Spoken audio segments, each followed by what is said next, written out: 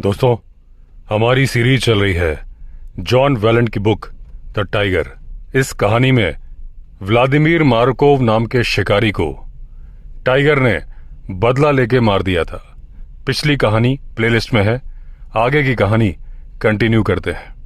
तो जिस टाइगर के पगमार्क मिले थे वो एक मेल टाइगर के पगमार्क थे।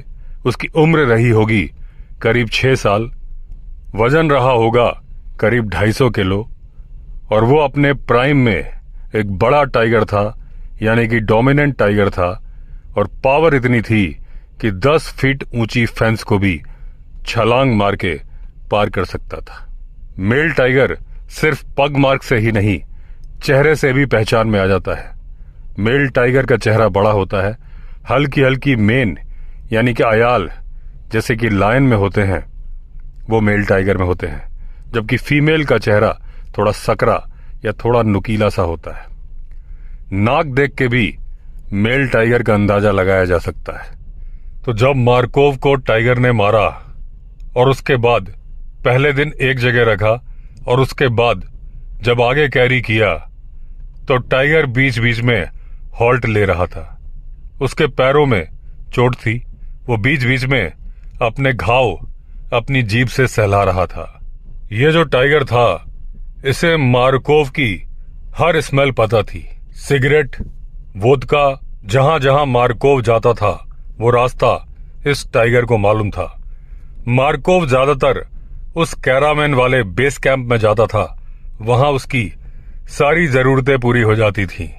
उसे सिगरेट मिल जाती थी, राशन मिल जाता था, सब्जियां मिल जाती थी, नहीं मिलता था तो मीट। और मीट लेने के लिए मार्कोव जाता था अपने मारे हुए शिकार को लेके अदला बदली करने। और एक व्यक्ति ने बताया कि मार्कोव आया था और वो लेके आया था सुअर का शिकार।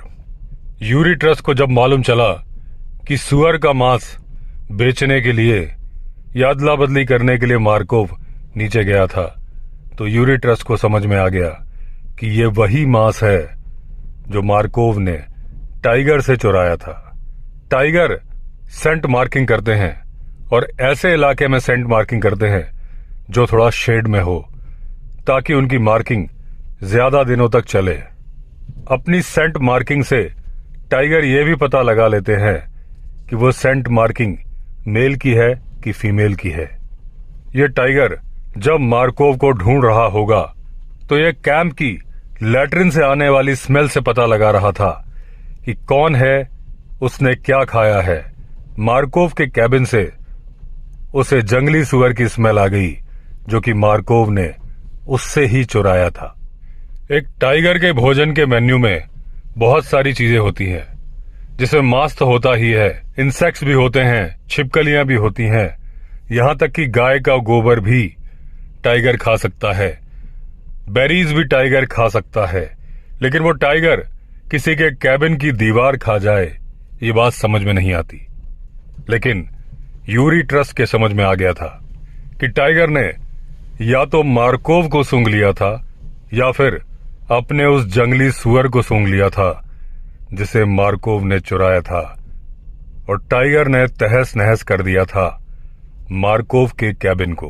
पहले इन्वेस्टिगेशन टीम को लगा कि शायद ये टाइगर भूखा था, लेकिन जब उसकी ड्रॉपिंग्स को चेक किया गया जो कि मार्कोव की कैबिन के पास मिली थी, तो उसमें सुअर के बाल थे, यानी ये टाइगर भूखा नहीं था। आसपास बहुत सारे शिकार भी मौजूद थे, वो चाहता तो शिकार कर सकता था। और एक टाइगर 7 से 15 दिन तक बिना शिकार किए सरवाइव कर सकता है। फिर क्या वजह थी कि वो इतनी बुरी तरह से मार्कोव को ही ढूंढ रहा था? ऐसा लग रहा था कि उसका कुछ हिसाब है, जो हिसाब बराबर करना चाहता था मार्कोव से।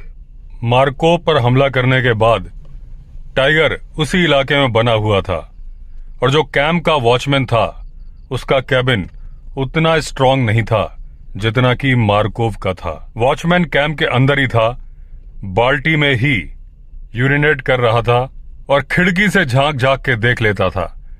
उसके पास का कैबिन नजर तो आता था, लेकिन उनसे कोई कम्युनिकेशन का जरिया नहीं था। सर्जेई बोयको इस वॉचमैन के कैबिन उसका हालचाल पूछने के लिए आ रहे थे। उन्हें मालूम था कि मार्कोव के साथ क्या हुआ है।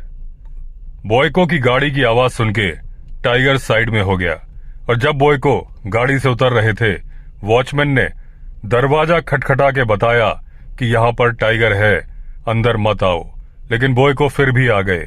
उन्होंने चाय पी। उन्हें मालूम था कि टाइगर वहां पर है। उन्हें यह भी मालूम था कि टाइगर उनसे बदला लेना नहीं चाहता है। जिस हिसाब से मार्कोव के कैबिन को इस टाइगर ने तहस नहस किया था, हालांकि तहस नहस करने में खुद भी घायल हो गया था। ना सिर्फ उसने मार्कोव की बिलोंगिंग्स को खा लिया था, उसने मार्कोव की शिट को भी खा लिया था।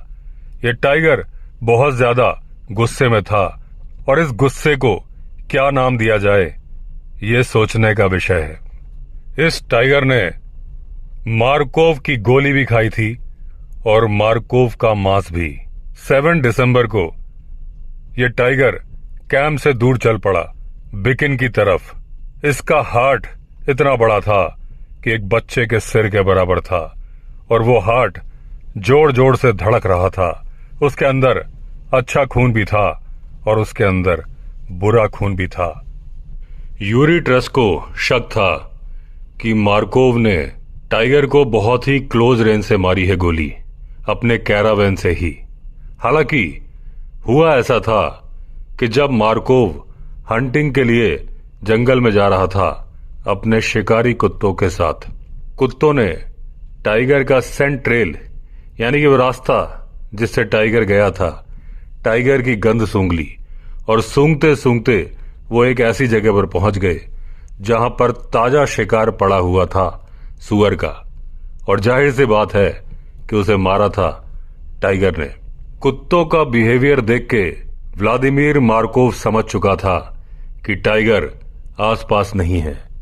यह बहुत ही अच्छा मौका था उस शिकार को चुराने के लिए। मार्कोव के पास उसकी बंदूक भी थी। मार्कोव के पास था एक रुकसैक बैग, यानी कि पिट्ठू बैग, लेकिन वो पूरा शिकार कैरी नहीं कर सकता था।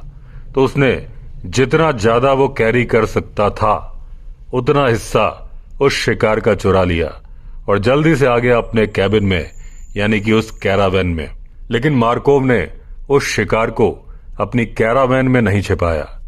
उसने मधुमक्खी के छत्ते वाली जगह जहां वो शहद रखता था वहां पर छिपाया। जब टाइगर अपने शिकार पर आया और उसे मालूम चला कि उसका शिकार उससे चुरा लिया गया है, वो आग बबूला हो गया। शायद उसने शिकार खाया भी नहीं और चल पड़ा उन्हें ढूंढने जिन्होंने गुस्ताखी की थी राजा का शिकार चुराने की। यह बहुत मुश्किल नहीं था कि बहुत सारे शिकारी कुत्तों का निशान और एक इंसान की गंध उसे उस जगह तक ले आती जहां पर रहता था व्लादिमीर मार्कोव। और वो सबसे पहले उस जगह पर पहुंचा जहां से आ रही थी उसे अपने शिकार की गंध, यानी कि सुअर के मांस की गंध। अब जब टाइगर को सुअर का पैर मिल गया तो उसने वहीं पर बैठ के उसे खाया, क्योंकि उसके बैठने के निशान मिले थे। और यूरी ट्रस्ट को यह मालूम चल गया था कि टाइगर इस डायरेक्शन से आया था। उसके बाद वो बढ़ चला मार्कोव के केबिन की तरफ और यहां पर सबसे पहले वो गया लकड़ी की बनी हुई लैट्रिन जिसे मार्कोव यूज करता था। उसने उसे तहस नहस कर दिया। बाकी मार्कोव का जो भी सामान उसे मिला उसे बुरी तरह से चबा लिया टाइगर ने। अब टाइगर मार्कोव की कैरावैन के चक्कर लगाने लगा, क्योंकि अंदर मार्कोव कुक कर रहा था उसी सुअर का मीट। मार्कोव को भी मालूम चल चुका था कि बाहर टाइगर आ चुका है। मार्कोव बुरी तरह से नर्वस हो गया था। उसे मालूम था उसने गलत टाइगर का शिकार चुरा लिया है, क्योंकि यह टाइगर तो इस बात को दिल पर ले गया था। मार्कोव के कुत्ते अंदर ही रहे होंगे अगर वो कैरावैन के नीचे छुपे ना हो। कैरावैन का स्ट्रक्चर बहुत ही कमजोर था, बीच बीच में दरारें थी और उनसे हवा अंदर ना आए इसके लिए उन्हें मिट्टी से भरा गया था। अब मार्कोव सोच रहा था कि उसकी बंदूक कहां है। मार्कोव या कोई दूसरा शिकारी अपनी बंदूक को अपने कैबिन में कभी नहीं रखते थे, क्योंकि कभी भी चेकिंग टीम या पेट्रोलिंग टीम आ सकती थी। वो रखते थे काफी दूरी पर, प्रॉपरली कवर करके, ताकि बंदूक में मॉइस्चर ना आ जाए। अब रात हो चुकी थी, पेट्रोलिंग टीम के आने की कोई संभावना नहीं थी, तो इस बात की पॉसिबिलिटी थी कि मार्कोव ने अपने कैबिन के बाहर ही बंदूक भी रखी हो और कार्ट्रिज बेल्ट भी रखी हो, और उसको वो आराम से उठा सकता था जब टाइगर कैरावैन के चक्कर काट रहा था और दूसरी तरफ होता। इस बात की भी संभावना थी कि मार्कोव ने बंदूक को अपने कैबिन के फ्लोर पर रखा हो, क्योंकि इस तरह की कैरावैन -30 टेम्परेचर में घुटने की ऊंचाई तक फ्रीजिंग टेम्परेचर पर ही होती हैं, क्योंकि स्टोव से जो खाना बनता है और उसकी जो गर्मी निकलती है वो ऊपर का टेम्परेचर कम कर देते हैं। अब बंदूक जहां भी थी मार्कोव के हाथ में आ चुकी थी। अब उसने उसे उठाया, विंडो की ऊंचाई तक लेके आया, लेकिन विंडो की ऊंचाई तक कैरावैन का टेम्परेचर बढ़ने लगता है स्टोव की वजह से, और उस पर जो हल्की सी बर्फ जमी होती है वो पिघलने लगती है। जो उसके स्टील के पार्ट है उनमें पानी सा आने लगता है, और जो बंदूक के कार्ट्रिज हैं वो भी हल्के हल्के गीले होने लगते हैं, और पूरी संभावना है कि अंदर का बारूद खराब हो जाए, अगर वो पहले से ही खराब ना हो चुका हो। अब मार्कोव निशाना लेने की कोशिश कर रहा था। उसे बाहर ज्यादा कुछ दिख नहीं रहा था, क्योंकि नया नया चांद आया था। मार्कोव के कैबिन या कैरावैन में कई विंडो तो थीं, लेकिन उसने छोटे छोटे छेद बना रखे थे, जैसा कि बंकर हो। ऐसा उसने इसलिए किया था कि कई बार डियर एकदम पास आ जाते थे और उन छेद से बंदूक निकाल के निशाना लेकर मार्कोव बैठे बैठे कर लेता था शिकार। तो उसकी कैरावैन ना सिर्फ उसका कैबिन था, बल्कि उसके लिए एक ऐसी छिपने की जगह थी जिसमें बैठकर वो शिकार करता था। उसी तरह की एक ओपनिंग मार्कोव ने खोली और उसे टाइगर दिख गया पास में ही। उसने बंदूक की नाल बाहर निकाली, निशाना लिया। निशाना था पॉइंट ब्लैंक रेंज का, यानी कि एकदम नजदीक का, और उसने चला दी गोली। निशाना उसने लिया था टाइगर की चेस्ट का। बंदूक का धमाका हुआ और उसके बाद बड़ी जबरदस्त दहाड़ हुई टाइगर की, और चला गया टाइगर। अब मार्को बुरी तरह से डरा हुआ था, बहुत परेशान था, और इस परेशानी में उसे जरूरत महसूस हुई अपनी सिगरेट की। उसने सिगरेट पी, अपने डॉग्स को सहलाया। अंदर ही अंदर वो सोच रहा था कि अब उपाय क्या है, बचूं कैसे। अभी अभी उसने एक कानूनी तौर पर क्राइम कर दिया था, फेडरल क्राइम, यानी कि टाइगर पर गोली चला दी थी। बिना परमिट के टाइगर पर गोली नहीं चला सकते थे, लेकिन मार्कोव के लिए फेडरल लॉ इस वक्त कोई मायने नहीं रखता था। उसके लिए मायने रखता था टाइगर का लॉ। टाइगर क्या कानून बना रहा है और क्या सजा तय कर रहा है मार्कोव के लिए, और मार्कोव यह भी देखने की कोशिश कर रहा था कि वो खुद ज्यादा डरा हुआ है या फिर उसके कुत्ते। अब जब यूरी ट्रस्ट इन्वेस्टिगेशन कर रहे थे और इस कहानी की कड़ियों के तार मिला रहे थे, तभी उनको एक और विश्वसनीय कहानी मिली। ये कहानी थी, या ये वर्जन था इवान डंकाई के बेटे वासिली का। उसने कहा कि मार्कोव ने या मार्किज ने एक जंगली सुअर मारा था उसके पिता इवान डंकाई के कैबिन के नजदीक ही। टाइगर को वो मरा हुआ सुअर मिल गया था और टाइगर उसे बैठकर खा रहा था। जब मार्कोव वहां पहुंचा और उसने देखा कि दूर टाइगर उसका शिकार खा रहा था, मार्कोव को गुस्सा आ गया। उसने गोली चला दी टाइगर की तरफ। जाहिर सी बात है, गोली लगने के बाद टाइगर भाग गया और अपना शिकार समझ के सुअर का मीट मार्कोव अपने कैबिन में ले आया। एवगेनी ने पूछा कि टाइगर आया कहां से था। इन लोगों ने दिखाया कि यह जंगली सुअर का शिकार यहां से लाया गया है और टाइगर यहीं से आया था। तो एवगेनी ने कहा कि यह वो टाइगर नहीं है वो टाइगर ऊपर से आया होगा। और इवान जी, क्या आपको मालूम है कि मार्कोव न सिर्फ टाइगर का शिकार करता था, उसकी खाल के अवैध धंधे में भी लिप्त था। यह सुनकर इवान डंकाई बहुत डर गया, क्योंकि मार्कोव इवान के कैबिन में भी आया था और उसे लगने लगा कहीं ऐसा ना हो कि टाइगर अगला निशाना इवान के कैबिन को बना ले। अब एवगेनी वो आदमी था जिसका थोड़ा सा इंटरेस्ट था फॉरेंसिक साइंस में भी। रशियन लोग धक्के खा खा के और धोखे खा खा के बहुत अलर्ट हो गए थे। वो अपनी इंफॉर्मेशन किसी के साथ शेयर नहीं करते थे। अवैध शिकार की बात हो या फिर टाइगर को मारने की बात, जो कि बहुत बड़ा गुनाह था, वो किसी से बताते नहीं थे। और अगर किसी से बताते थे तो पहले सोचते थे कि इसको बताना चाहिए कि नहीं।